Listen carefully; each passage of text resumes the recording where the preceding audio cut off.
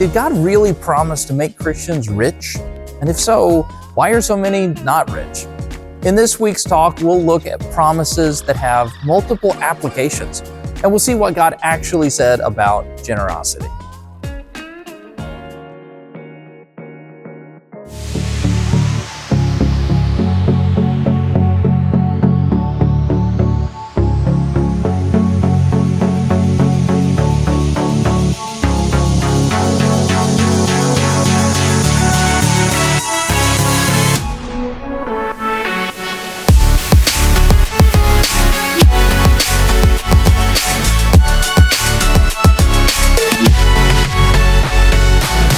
How many of you guys have ever been to the Morton Pumpkin Festival? Any other Morton Pumpkin Festival enjoy? Yeah! It's a lot of fun. It's part of fall. It's now, having lived here for several years now, it's not fall unless we make it to the Morton Pumpkin Festival. There's a lot of fun stuff to do there. There's a lot of stuff to deplete Dad from all of his money there. But my favorite thing to do is to go to, in the vendor area, Libby's has a tent there with a spin the wheel to win a prize deal. Have any of you guys ever seen that? A few of you. And see, I go there for one reason. One reason I'm willing to drive and buy all the carnival tickets, because this right here. All right, extra large can of Libby's pumpkin puree. I am a pumpkin spice enjoyer. We have, if any of you guys like pumpkin spice lattes, we have a special Sunday in November where I bring my special recipe made from scratch pumpkin spice lattes, and it's free for everybody. So if you like those, or if you have a pumpkin friend, you're going to want to bring them. That's next month. But I love this stuff. And so the last couple of years, this has worked out really well. I take the family, I go there, I spin the wheel, I win the pumpkin puree, and we have pumpkin bread and pumpkin pancakes and pumpkin spice everything. It's wonderful. So I went there this year, and I go to spin the wheel, and I've already got, you ever have this? Like, I can already taste the in my mind, I can taste the pumpkin spice stuff. And so I spin the wheel,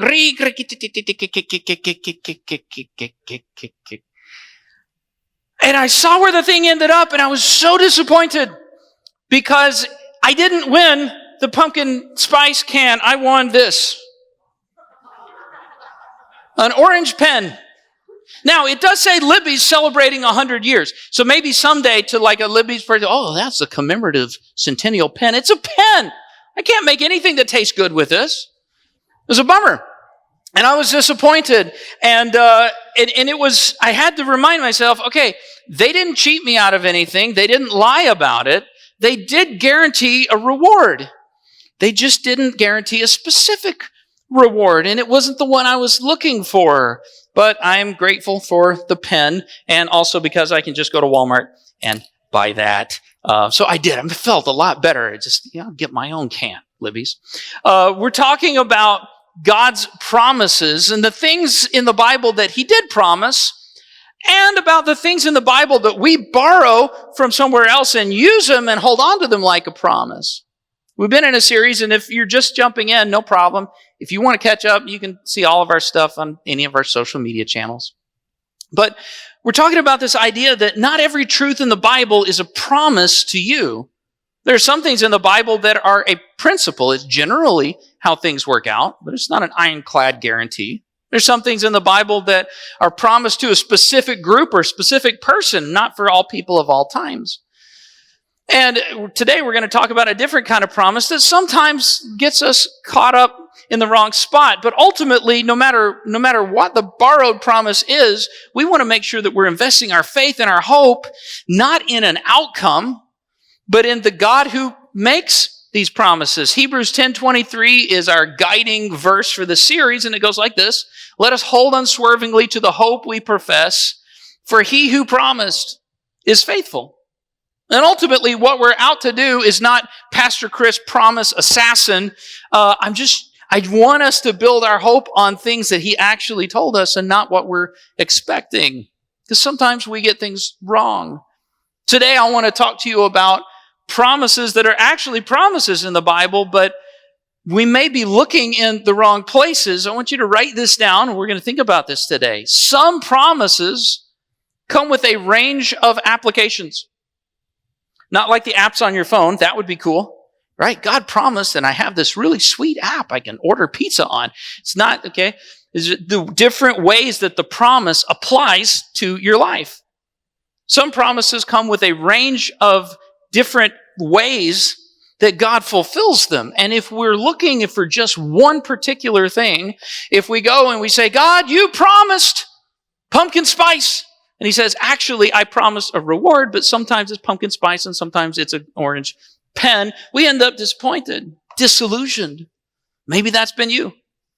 So we want to sort through that today. And let me give you an example of one of those types of promises that gets a lot of people hung up. Malachi chapter 3, verse 10. I'm going to read this and a passage in Luke. And if you've ever turned on the TV and seen a television evangelist, you've probably heard both of these verses. They're kind of popular for those guys and gals. The Bible says this, bring all the tithes into the storehouse, so there will be enough food in my temple. If you do, says the Lord of heaven's armies, I will open the windows of heaven for you. I will pour out a blessing so great you won't have room enough to take it in. Try it. Put me to the test. Now, how many would say that kind of sounds like a promise? Nobody else? It does to me. He says, hey, if you do X, I will do Y. You don't think I'm telling the truth? Try it. This is the only time I'm familiar with in the Bible where God says, why don't you test me and see if I'm actually going to do what I said I would do? Sounds that way to me. And Jesus says this in Luke 6:38. He says, give, and it will be given to you. A good measure, pressed down, shaken together, running over, kind of like when you're measuring out the sugar for the pumpkin spice latte. You got to pack that stuff in there. I want all the sugar in there. Okay? Just all right? He said, give and it will be given to you. All of this, the best version of it, will be poured into your lap. Now that sounds like a really good deal. But we have to be careful when we're looking at this because kind of like what we talked about last week, these are abstract truths. He's not lying. The Bible's not trying to mislead us, but these are things that are presented in abstract terms. Okay, just as a refresher, we understand God did not literally mean if you bring tithes into an actual storehouse, he will open up this mysterious window in heaven somewhere and stuff will fall out of it via gravity to the ground so much that you can't fit it all in you. Okay, he doesn't actually mean that. Okay, it's a metaphor. Jesus doesn't actually mean I will take a blessing and cram it into some kind of barrel and then dump it on your lap. You're like, that sounds messy. Do I have to change my pants after? Like, is it going to stain? He doesn't mean it literally. Okay? Abstract language is stuff that we have to figure out. Okay, how does that apply to me? And write this down in your notes. Because abstract truths are flexible, you tend to hear what you want to hear out of them. You tend to hear what you expect to hear. Researchers, psychologists call this confirmation bias. They did a study years ago, and any of you guys who are internet researchers, right? Some of you guys, if there was a degree in Googling, you would have it. Okay? And what they found was that most people, when they do research to find evidence to validate what they already believe. To find the evidence to validate what they're already trying to argue with their friend about. We all do it. You tend to find what you expect to find. You tend to hear what you expect to hear. You tend to go to the Libby's thing expecting this because that's what I got the last 2 years. I'm ready for pumpkin spice. And it can sometimes put us in a weird spot because we hear what we want to hear, but that may not be what God is trying to express. It reminds me of Lloyd from Dumb and Dumber. Anybody remember that? A guy like you and a girl like me ending up together. Not good.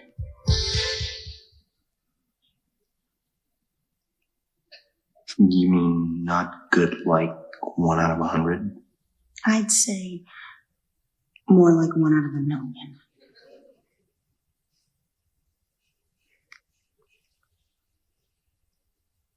So you're telling me there's a chance?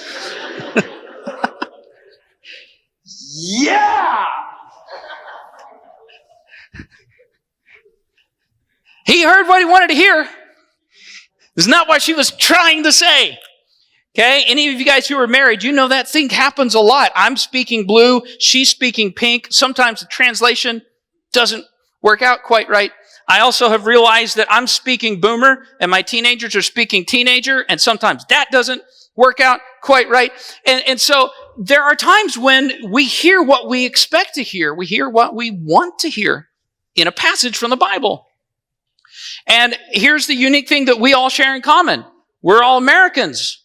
We live in a highly materialistic society.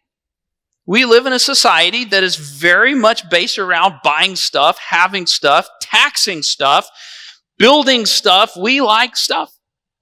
And so when we as a materialistic society, when we hear God will bless you, here's where my mind goes, and I think yours does too. Immediately my mind goes to money, money, money, money, money, right? And I kind of visualize, oh, that's what he means.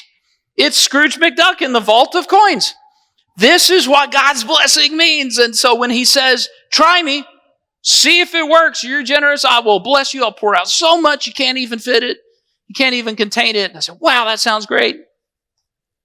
And maybe you've heard it presented that way. Maybe you've heard the Bible presented that way. Maybe you've heard people say, if you just seed into this online ministry, into this TV ministry, God will turn it to you 100-fold and you'll have a bank error in your favor, collect $75 or whatever it is. But here's what I found out, okay? Anybody else ever in your life tithe and not become fantastically rich? Both hands up, okay? Both hands, that's me. For 20 years, I have given the first and the best to the Lord. First 10% of everything I make, I give back to the church, to spiritual formation, for the spiritual health of my community. And I am not fantastically rich. If you've seen either of my cars, you know this. It's true.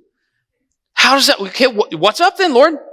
How is it if you said, if you bring the full tithes, I'll pour out so much blessing you can't contain it. If Jesus said you give and it'll be given to you, I'll pack it all down and pour it in your lap. How is that not pouring money into my lap? Perhaps because the Bible was written for me, but it was not written to me. That passage was not written to 2025 America. Now, it applies to 2025 America, but it wasn't written specifically to us. And so when we're looking at really old texts, we have to be mindful of the fact that it is possible that when I'm trying to apply this to my life, I may need to get some more context so that I apply an abstract truth properly. Here's the most important thing you're going to hear today. And I want you to write this down. And this is one of those where I work on the notes and I realize after the fact that I put the most important thing on a subnote. So maybe just circle it or put a little star next to it. But this is so true. Okay? God fulfills promises based on what he said, not on what you heard. God is faithful to his word. I believe that 100%. I am confident. I have put my hope in the one who makes promises, and I know he's true to his word, but he is true to what he said. And if I'm expecting him to fulfill it the way that I heard, I might end up like Lloyd. So you're telling me there's a chance. Actually, no, I'm trying to tell you there's no chance. It's not the point, Chris. I believe that the Bible is trustworthy. I believe that everything in there is true. But here's what we believe as a church. We believe that the Bible is without error in everything that it intends to affirm. Now, the Bible is true and trustworthy in all of the things that it intends to affirm. But the problem is sometimes I assume what the Bible was not intending to affirm. And if I don't get what I expect, I say, why? And perhaps it's because I was a little misunderstood. I misunderstood what he was trying to do. And so I want to be really clear here. We'll use this example and then we'll broaden it back out to a lot of spaces in life. But I want to be really clear, and maybe you've been burned by this in America before. I'm sorry. Let me set the record straight. Write this down. God never promised to make you rich. At least not in these passages. Now, it is possible that God spoke a promise to you as an individual and said, I'm going to make you rich because I want you to be able to give generously to others. That's great. northparkway.org/give. Okay? I received that. There are people, okay, look, there are people that God has positioned to say, I want to give you an excess so that you can share with people who are in need. You might have an amazing ability to meet the needs of the poor. We are donating an enormous amount of food to Peak and Outreach Initiative today so that your neighbors can have a delicious warm meal. Okay? But God didn't promise to make every Christian rich. That's not what the passage means. Let's dig in and get a little bit of context here. Okay? Let's look at our passage from Malachi. Malachi chapter 3, but watch what happens if you back up to verse 9. God says, you're under a curse for, look at this. Your whole nation has been cheating me. Bring all the tithes, your whole nation. Here's an interesting thing. This is a weakness of English. Some of you guys hate English because of school. Okay? I get it. Because it is challenging. Officially, you in English could mean you, just you, Pam, or it could mean you, y'all. And in Illinois, we don't use y'all a whole lot. But this whole passage, it's all you plural. It's all y'all. God is speaking to the whole nation, and he says, y'all are under a curse because y'all have not been fulfilling your part of the deal, because y'all are not bringing the tithes, and y'all's ministers are starving, and y'all's spiritual health is in shambles because y'all are focusing on other things first. And so think about this. If he's speaking to the whole nation, blessing the land doesn't necessarily mean that each individual in the land is individually wealthy. Okay? Again, we live in America. Anybody else ever get tired of hearing how America is such a wealthy nation, one of the wealthiest nations on earth? You're like, not in my house, it's not. Okay? America is a wealthy nation, but it doesn't mean each individual household is individually wealthy. So it's not just to a specific person. Here's what else. Okay, as I'm reading this, let's look at verses 10 through 12. God says, I will pour out a blessing. And again, in my Scrooge McDuck, and Kate pointed out, Scrooge McDuck is Scottish. Okay, this is a problem for Scots too. Okay, so if you're Scottish or you're American, when I see blessing and I think dollar signs, that's me. He says, I'll pour out a blessing so great you won't have enough room to take it in. But then he kind of gives an example of what that blessing looks like. Look at how he describes it. He says, your crops will be abundant, for I will guard them from insect and disease. Your grapes won't fall from the vine before they are ripe, says the Lord of heaven's armies. Then all the nations will call you blessed, for your land, and look at this, your land will be such a delight. He says, here's how the blessing is going to look in your life. The stuff you already have, the crops you're already growing, I'm going to cause favor to be on them. You're going to be able to harvest more of them. I'm going to protect you from severe loss. And in the end result, here's why people will know you're blessed, because your land is a delight. People, it's just enjoyable to live here. You'll be able to enjoy the things you already have. The word that he uses there, blessing, in Hebrew is barakah. And it occurs, other than that, we see it 68 different times in the Bible. This particular word for blessing, 68 times. And I looked at all 68 of them this week. 11 of those times you could infer from the passage that word blessing means a gift. Somebody just gives you a gift. When I was 16, my grandfather gave me a pickup truck. That was a blessing. Woo! All right? Gift. Sometimes it's gift. Out of 68, 11 times it's gift. The other 57 times that word occurs in the Bible, it's not about a gift. It's just about a general favor from the Lord, or favor from a king, or favor from dad. Most of the time when that word blessing arrives, it's not saying a whole bunch of stuff's going to get downloaded into your bank account. It's saying, I will cause things to go well for you. And that's a different promise. What about where Jesus said, pressed down and shaken together and stuff? Let's look at that in context. Back up to verse 31. Luke 6, verse 31. Jesus says, do unto others as you would have them do unto you. Be merciful, just as your Father is merciful. Don't judge, and you will not be judged. Don't condemn, you won't be condemned. Forgive, and you will be forgiven. Give, and it will be given to you. You guys noticing a pattern here? A good measure, pressed down, shaken together, and running over will be poured into your lap. For with the measure you use, it will be measured to you. Here's that deal. Just like when your brother was dating that crazy girl that you said, I don't ever want her to be in the Christmas pictures, so you make sure she's on the end, so later on when they break up, you crop her out, okay? You can change it. It might be based on a true story.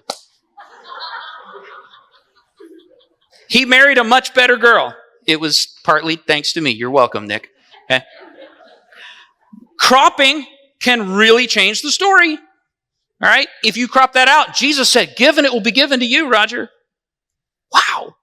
But if the context, Jesus said, hey, if you don't judge people unfairly, I won't judge you unfairly. If you forgive people, I'll forgive you. If you're merciful to people, I'll be merciful to you. If you give to people, I'll give to you. That kind of puts it into a different context. Maybe when Jesus, put that last slide back up, Kate, about the measure. Maybe when he says, with the measure you use, it will be measured to you. Maybe that's not specifically about money, and that's about if you put my character into place, I will favor you.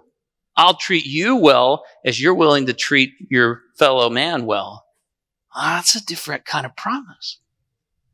God did not promise to make you rich, but that doesn't mean that he didn't promise to bless you. We just have to understand this is an abstract truth. It is applied in a couple of different ways. It might mean that if you give, God will cause you to be rich, but he didn't promise that particular outcome, and we as pastors shouldn't either. Because it's a range of possibilities. God did promise something. He promised something better, and here's how I see that. Here's how I would suggest, based on what we read, to apply that truth. Write this down. When you are obedient and generous, God gives favor and enough. The sense of enough, the feeling of enough.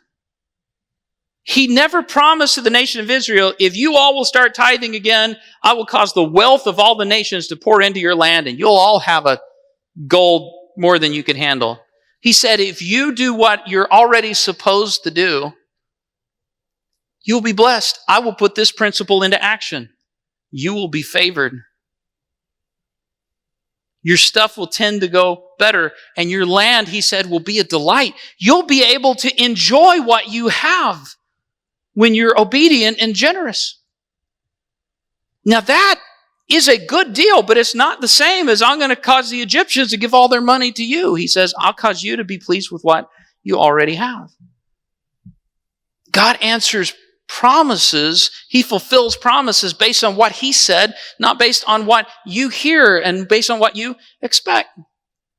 And sometimes it's different. So imagine with me for a minute. Imagine that you're helping grandma, downsize a little bit. And so you're going through the attic and you find this old brass lamp and you go to polish it and all of a sudden, poof, Robin Williams' genie pops out, because he's the best one, right? Will Smith. Robin Williams is the real genie. Okay. So he pops out and he says, hey, I'm going to give you a blessing.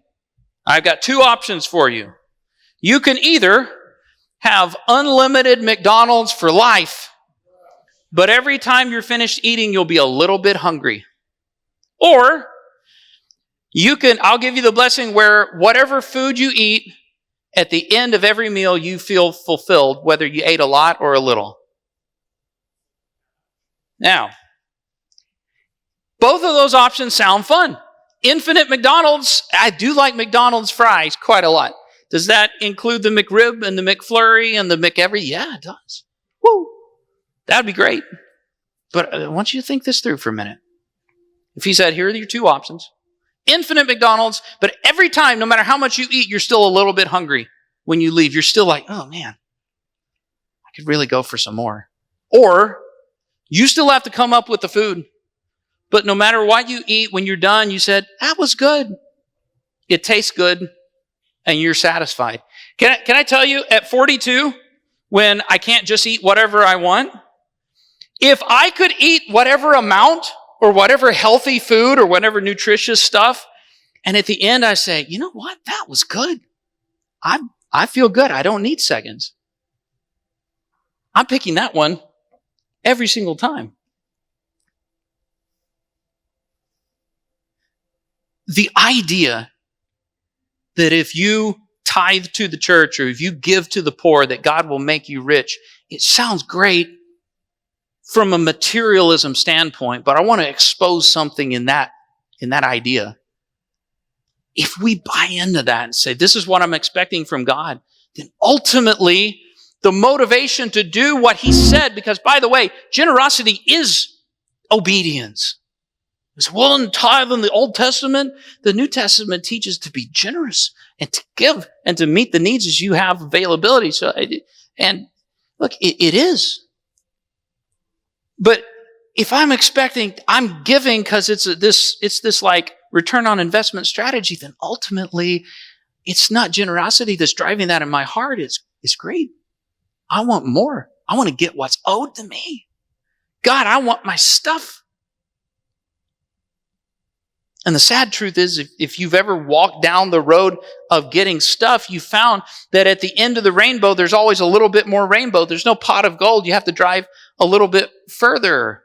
And pursuing stuff is like an infinite McDonald's card that no matter how much you eat, when you leave 5 minutes later, you're like, actually, I'm still a little hungry. It's still not enough.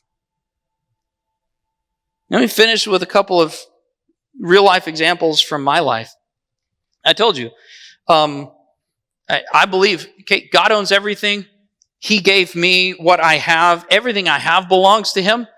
I am a steward of the resources that he's put at my disposal. And so I give the first and the best to him. And I have ever since I was married, started making a full-time income. That's been an important thing to me. I remember as a young married man at early 20s, in Wichita, Kansas, I was with my church. We were handing out sack lunches to homeless folks in the winter in Kansas. Let me tell you, in Wichita, it gets brutally cold in the winter. So we were handing out stuff, and I had a pretty nice winter coat on. And because I was still getting established as a full-fledged adult, I had precisely one winter coat. Right? So we're out there giving out stuff to the homeless, and I felt so strongly, I felt the Holy Spirit say, take off your coat and give it to him. I said, wow, that's weird. Yeah, that's definitely not God. And I go back to get another bag and I'm handing stuff. That's a true story. Okay. And again, just so strongly, I really felt like God was telling me, take the coat off of your back and give it to him. I'm like, Lord, I don't know if you noticed, I only have one coat. Are you serious? And it was unrelenting. Okay? I wish I could tell you I'm so spiritual, I snapped right to it. It took several times. But finally I said, okay, Lord, okay. So I took off the coat, all right? And I'm just like, hey man, do you need this coat? And he's like, yeah. Gave away my coat. I'm like, okay, double up on hoodies, all right? Not joking, not making this up.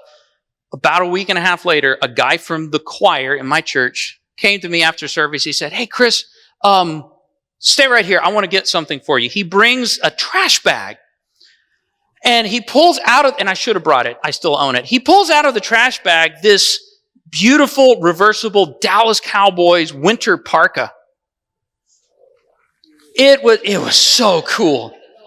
So much better than a green and yellow one. But he pulls this out.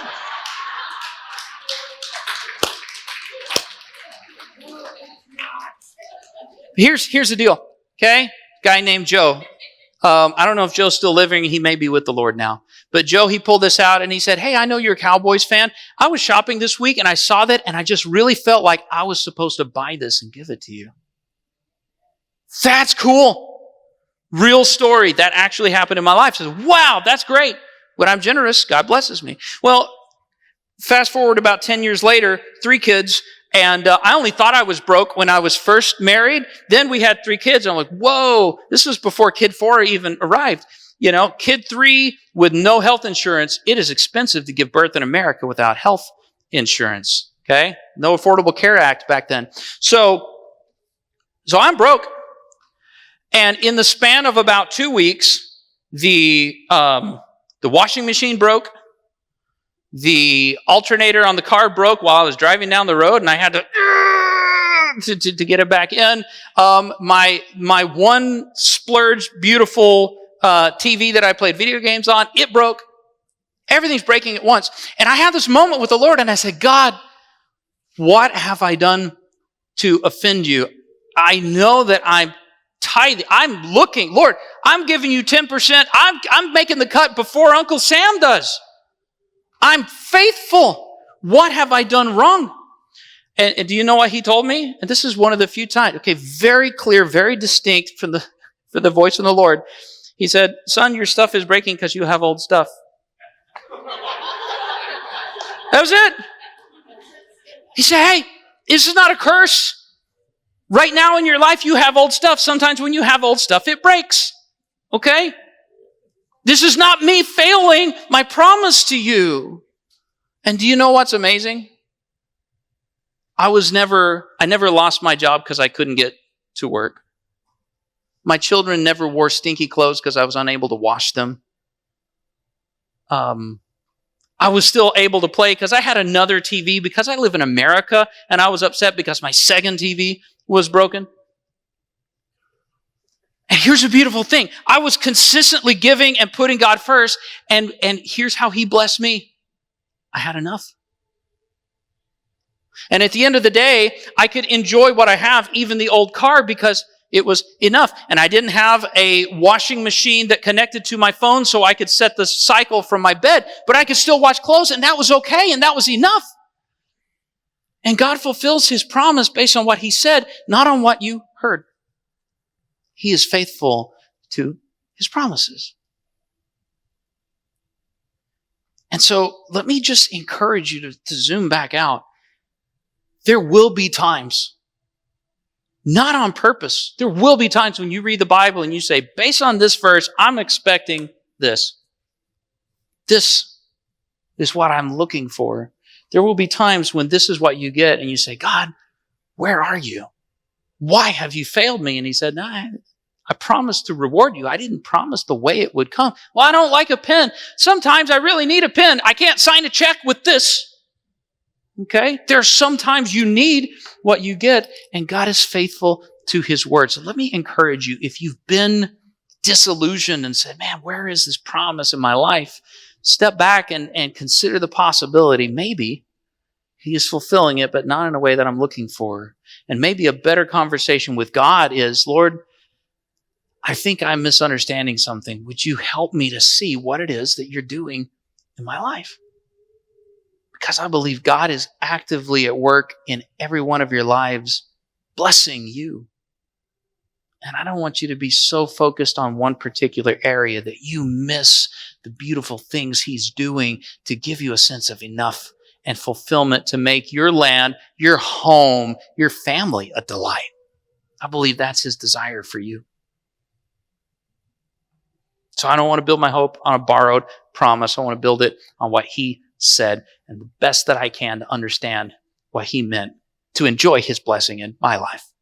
Hey there, just wanted to take a minute to say thanks for watching. If a friend sent you this link, it's because they believe what we talked about today is going to make a positive impact in your life. And if it did, there's probably somebody that you care about who could benefit from it. So take a minute to share this video with somebody. Post it to your timeline or send them a direct link. And if you're able, take a minute to give using the link at the bottom of the description on this video. One last thing. Maybe you feel a tug at your soul and you're ready to take the next step in your spiritual life and form a relationship with God. We've got folks here who would love to talk with you about it. So just text prayer to the number on your screen and we'll follow up with you. It's also in the description on this video in case that helps. Thanks for watching, and we'll see you next time.